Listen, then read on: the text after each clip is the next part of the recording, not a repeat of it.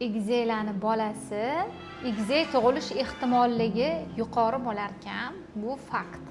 Hozir so'rab ko'ramiz. Siz turmush o'rtog'ingiz egizakmi? Egizaklar Hasan va Mahfusan ayollarim. Husan'da ayollar. Ko'rdinglarmi? Erkak tarafdan juda ham ko'p o'tar ekan naslda egizaklik. Bolalari sog'lom, o'zichalar bo'lsa, o'zichalar ko'ryapti va tushunyapti. Platsenta shaykani ustida joylashgan. Частичный полный предлежание bo'lib turibdi bu yerda. Shu tarafi yomon bo'lib qolibdi. Ya'ni hozir vaginalni ko'ramiz, yana bir qator to'liq xulosa qo'yamiz. Bu yerda bir qiz, bir o'g'il, uyda O'g'il qizim bor. bir o'g'il, bir qizlar bor. 3 ta tug'ishdi. 2 ta o'g'il, 2 ta qiz qilib qo'yyaptilar. Kimga agar mana shunaqa egizak xohlayotgan bo'lsa, yuborib qo'yinglar, farzand kutayotganlarga jufti bilan bersin.